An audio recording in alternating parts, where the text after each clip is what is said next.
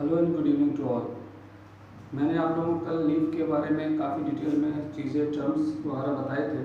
आज उसी को कंटिन्यू करते हुए मैं कुछ और अल्टरनेटिव टर्म्स आपको बताने जा रहा हूँ जिसका यूज़ हम लोग टेक्सोनॉमिकली बहुत ज़्यादा करते हैं।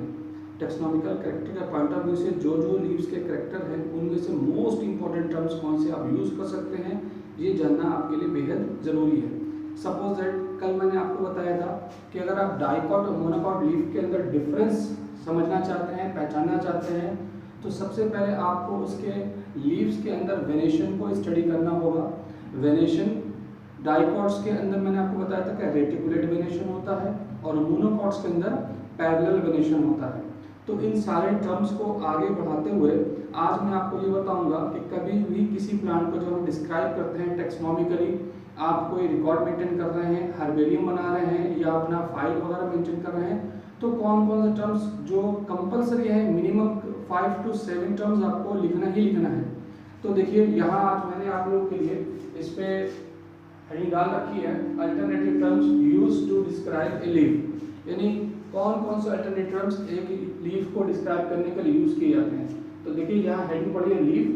लीफ के डिस्क्राइब करने के लिए सबसे पहला टर्म आपको लिखना होगा कोलाइन एंड रेमल। जैसे मैंने आपको बताया था, what is the meaning of कोलाइन and रेमल, यानी आपको मेन एक्सिस की टिप पर भी लीफ दिख रही है और उसकी लेटरल ब्रांचेस पर भी अगर लीफ दिख रही है तो ये आपको टर्म यूज करना होगा, कोलाइन एंड रेमल टर्म। ये टर्म आपको जरूर यूज करना होगा। डाइकॉट्स के अंदर जो है ये कंपलसरी टर्म है।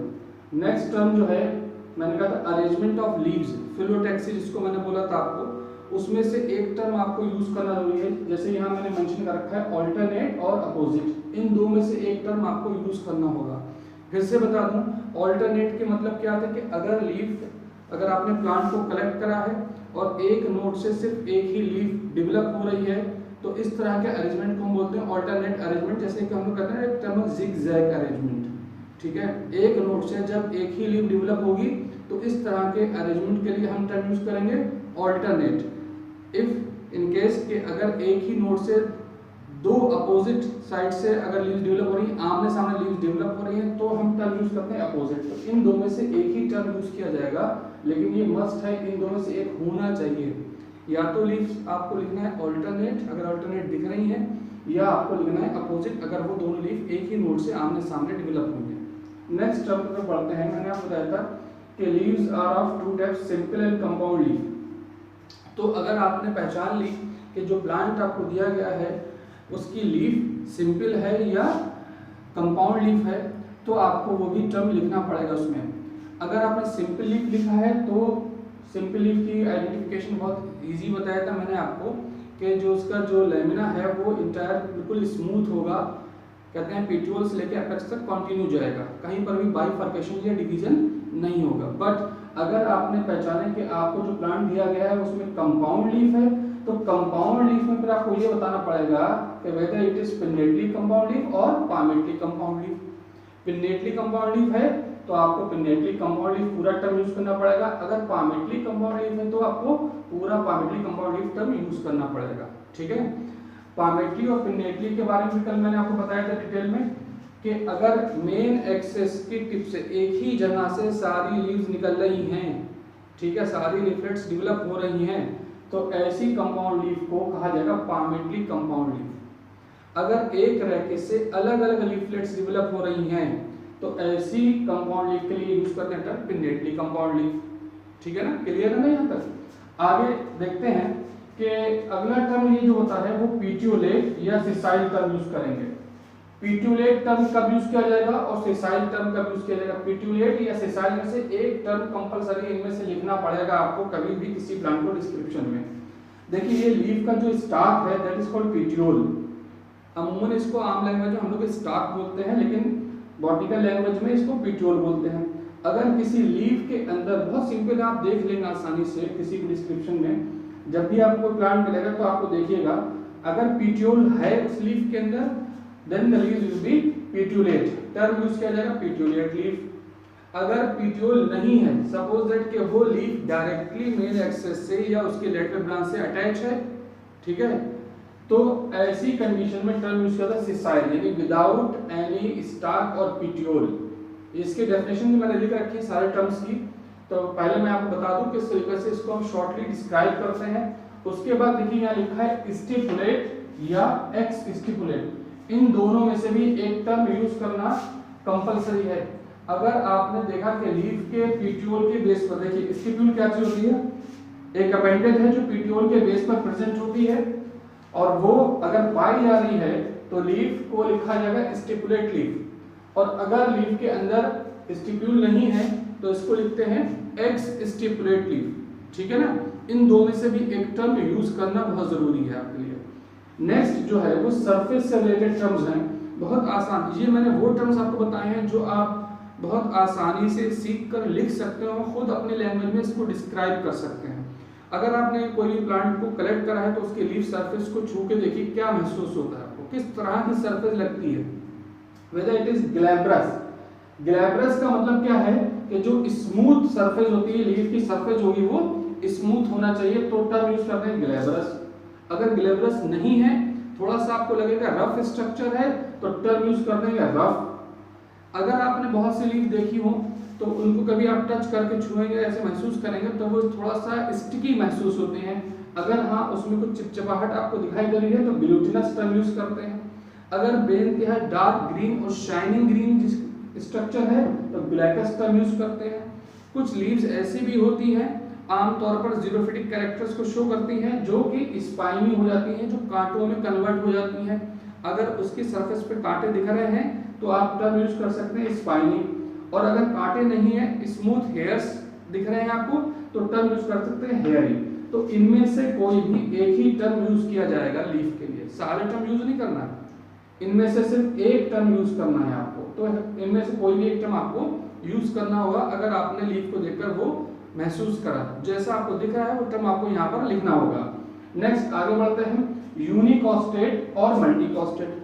देखिए यूनिकॉस्टेट मतलब क्या होता है, जब single midrib bottom to tip तक, एपेक्स तक चली जाती है, तो इस तरह की वेनेशन के लिए टर्म यूज करते हैं यूनिकॉस्टेट। मिडरिब जो है सिंगल हो, प्रिंसिपल वेन एक ही गई है पेट्यूल से होती हुई एपेक्स तक, कौन सा टर्म यूज किया जाएगा इसके लिए, यूनिकॉस्टेट। यूनि मतलब सिंगल, सिंगल प्रिंसिपल वेन के लिए यूज करते हैं, मिडरिब के लिए यूज करते हैं यूनिकॉस्टेट टर्म। और अगर एक से ज्यादा हो जाती हैं तो यहाँ पर मल्टीकॉस्टेट टर्म यूज किया जाता है। तो आपको यूनिकॉस्टेट या मल्टीकॉस्टेट टर्म यूज करना होगा, मैंने कल भी बताया था आपको। उसके बाद आप लास्ट टर्म लिख सकते हैं वेनेशन के बारे में। वेनेशन के बारे में मैंने आपको बताया था, अरेंजमेंट ऑफ वैस्कुलर बंडल्स या अरेंजमेंट ऑफ वेन्स को वेनेशन कहा जाता है। लीफ के अंदर किस तरह से वेन्स अरेंज हैं उसके बारे में आपको लिखना पड़ेगा। मोस्टली अगर आपने लीफ को पहचान लिया था कि डाइकॉट प्लांट है तो बेझिझक आप लिख सकते हैं रेटिकुलेट वेनेशन। अगर मोनोकॉट लीफ थी तो आप लिखेंगे पैरेलल वेनेशन। तो लास्ट में आप अपना जो ये हेडिंग है रेटिकुलेट और पैरेलल वेनेशन लिखकर भी आप एंड कर सकते हैं। इस तरीके से ये लगभग 5 to 10 टर्म्स अगर आपको लीफ के बारे में मालूम है तो इट मींस कि आपको एक अच्छी नॉलेज है और आप इजीली किसी भी प्लांट की लीफ को डिस्क्राइब कर सकते हैं। तो इसको पढ़ने के लिए मैंने जो कल टॉपिक आपको बताया था उसी का आगे आज कंटिन्यू करा है, और दोनों को अगर आप ऐड कर लेंगे तो एक काफ़ी अच्छा क्लियर और डिटेल में आपको लीफ के बारे में यहाँ पर इंफॉर्मेशन मिल जाएगी। ठीक है, तो अब स्टार्ट करते हैं। देखिए जो टर्म यूज करे गए हैं कल के अलावा, कल जो मैं टर्म्स बता चुका था, जैसे कोलैमिनल कल बता दिया था, ऑल्टरनेट अपोजिट बता दिया था, सिंपल और कंपाउंड कल बता दिया था, कंपाउंड के अंदर पामेटिव पिनेटली कंपाउंड बता दिया था, तो ये सब बता चुका था। आज जो टर्म बता रहा हूँ वो है stipulate term. What is the meaning of stipulate? Leaves with stipule. अगर किसी भी लीफ के बेस पर, पिट्यूल के बेस पर एक अपेंडेज या आउटग्रोथ पाई जा रही है तो उस आउटग्रोथ को स्टिप्यूल बोलते हैं। और अगर स्टिप्यूल प्रेजेंट है तो ऐसी लीफ के लिए स्टिपुलेट टर्म लिखा जाता है। जैसे कि एग्जांपल एक सिंगल मैंने लिखा है रोज। दूसरा टर्म है अगर स्टिपुल नहीं प्रेजेंट है, आपको नहीं दिखाई दिया, तो टर्म यूज करेंगे x stipulate. In that case when the stipule is absent. ठीक है, तो देखिए लीव्स विदाउट स्टिप्यूल, बहुत शॉर्ट में डेफिनेशन मैंने इसको डिफाइन करा है। लीव्स विद स्टिप्यूल हो गया तो स्टिपुलेट, और लीव्स विदाउट स्टिप्यूल तो एक्स स्टिपुलेट। इसका एग्जांपल है चाइना रोज या गुलहड़ का फूल जिसे आप कहते हैं का। अगला टर्म है, मैंने आपसे कहा था कि देखिए ये था पिट्यूलेट या सेसाइल। तो पिट्यूलेट का मतलब क्या है? The leaves in which petiole is present. ऐसी पत्तियां जिसमें स्टाक, डंठल या पिट्यूल आप बोलते हैं, वो अगर दिखाई देगा तो ऐसी लीव्स के लिए आप टर्म यूज करेंगे कौन सा, पिट्यूलेट टर्म। इसका बहुत कॉमन एग्जांपल है चाइना रोज या रेसिनस कैस्टर, अंडी भी कहते हैं इसको आम लैंग्वेज में। उसके अंदर भी काफी लंबे लंबे से आप देखोगे स्टाक या पिट्यूल लीफ के प्रेजेंट होते हैं, तो ऐसी लीफ के लिए आप पिट्यूलेट टर्म यूज करेंगे। नेक्स्ट टर्म है sessile, leaves in which petiole is absent. जो लीव्स डायरेक्टली, मैंने बताया था आपको, लेटरल ब्रांच से या मेन एक्सिस से डायरेक्टली अटैच होते हैं, ऐसी लीव्स के लिए सिसाइल टर्म यूज किया था। और भी तरह की सिसाइल लीव्स बहुत तरह की होती है, उसके ज्यादा डिटेल में नहीं जाते हैं। सिर्फ सिसाइल लीव की सिर्फ डेफिनेशन यहाँ लिखा है, डायंथस और कैलोट्रोपिस जो बहुत कॉमन प्लांट है, वाइल्ड प्लांट है, ये इसका एग्जांपल मैंने यहाँ मेंशन कर रखा है। ठीक है, अगले टर्म की तरफ बढ़ते हुए टर्म आता है ग्लैब्रस, सरफेस, जो मैंने बताया था आपको। देखिए पहला टर्म ग्लैब्रस का मतलब क्या है, लीव्स विद स्मूथ सरफेस। ठीक है, ये डेफिनेशन याद होना चाहिए, इसको आप पहचान सकते हैं बहुत आसानी से। ये वो सारे टर्म्स हैं जो आप अपने आंखों से देखकर खुद ब खुद लिख सकते हैं, किसी बुक या नोट्स की नीड रिक्वायरमेंट नहीं होगी। अगर आपने ये टर्मिनोलॉजी पढ़ ली है जिस तरीके से मैंने आपको बताया है, तो लीफ का डिस्क्रिप्शन आप सेटिस्फैक्टरी दे सकते हो किसी को भी आसानी से, इसमें कोई प्रॉब्लम नहीं होगी आपको।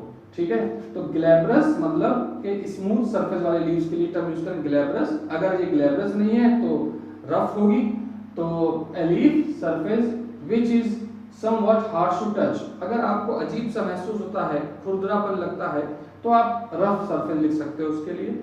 अगला टर्म है glutinous, leaves having sticky surface. ऐसी पत्तियां जिसकी सरफेस, मैंने कहा आपसे, जैसे आपने बहुत कॉमन एग्जांपल बता दूं, टोबैको की लीफ अगर आप छुएं तो आपको स्टिकी सब्सटेंस लगेगा उसके अंदर। तो मैंने किसी का एग्जांपल नहीं दिया, सिर्फ डेफिनेशन दी है यहाँ पर आपको। तो glutinous, the leaves having sticky surface. अगला है ग्लैकस, ग्रीन एंड शाइनी सरफेस, बहुत ग्रीन और शाइनी सरफेस वाली के लीफ के लिए आप टर्म यूज करते हैं glaucous. Spiny, leaf surface covered with spines. मैंने आपको अभी पहले बताया बहुत सी लीव्स के अंदर एडॉप्टेशन होता है, तो लीव्स जो है कन्वर्ट हो जाती हैं, वो माइन्यूट स्पाइंस में, कांटों में कन्वर्ट होती है। इसका बहुत कॉमन एग्जांपल है आर्जिमोन मैक्सिकाना। आर्जिमोन मैक्सिकाना के जो लीव्स होती हैं उसके स्पाइनी उसमें स्ट्रक्चर होते हैं, कन्वर्ट हो जाती हैं, स्पाइंस डेवलप हो जाते हैं सरफेस के ऊपर। या फिर वो हेयरी होती हो सकती है, अगर स्पाइनी नहीं है तो वो हेयरी होगी, लीव्स विद हेयरी सरफेस। तो ये टर्म्स अगर आपको याद हो जाएं तो मुझे लगता है कि टेक्सोनॉमिकली जो भी आपको प्लांट दिया जाएगा डिस्क्रिप्शन के लिए, उसमें आप कम से कम अभी जो मैंने जिस तरीके से आपको पढ़ाया, रूट सिस्टम को आप डिस्क्राइब कर सकते हैं। स्टेम्स के लिए जो भी इंपॉर्टेंट टर्म्स मैंने आपको बताया वो सारे आप यूज कर सकते हैं डिस्क्रिप्शन में। और अब मैंने आज लीफ के बारे में जो आपको बताया, लीफ के लिए मैंने 2 क्लासेस आपके लिए हैं, पिछली कल वाली क्लास और आज की क्लास की नोट्स अगर आप कंबाइन करके पढ़ेंगे तो आपको बहुत अच्छा और डिटेल में इंफॉर्मेशन लीफ के बारे में मिल जाएगी। ठीक है, आगे के टॉपिक्स जो मैं आपको पढ़ाऊंगा उसमें मैं चाहता हूं कि आप लोग भी थोड़ा सा इंटरेस्ट लें और मुझे ज़रूर आप मेरे कमेंट करते रहिए, लाइक करते रहिए और सब्सक्राइब करिए। अभी तक सब्सक्राइब नहीं करा है तो मेरे चैनल को सब्सक्राइब करिए और अपने सारे फ्रेंड्स को भी सब्सक्रिप्शन के लिए बोलें। जो लोग एकेडमिक स्टडी में बिलीव करते हैं या कॉम्पिटिटिव स्टडी में बिलीव करते हैं, नेक्स्ट वीक से मैं कॉम्पिटिटिव स्टडीज के लिए जो भी इंपॉर्टेंट टॉपिक्स हैं टॉपिक वाइज आपको पढ़ाना शुरू करने जा रहा हूँ।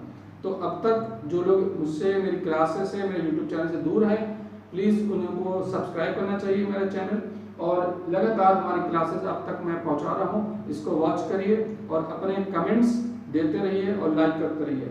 आज की क्लास यहीं पे कंप्लीट करता हूं। कल मैं आपको अगला टॉपिक इन्फ्लोरेसेंस एंड फ्लावर्स के बारे में बताऊंगा, जो कि टेक्सोनॉमिकली बहुत इंपॉर्टेंट है और जो जो टर्म्स आपके लिए बहुत बेसिकली बहुत इंपॉर्टेंट होंगे, उन सारे टर्म्स को, उनकी टर्मिनोलॉजी को मैं आपके सामने रखूंगा।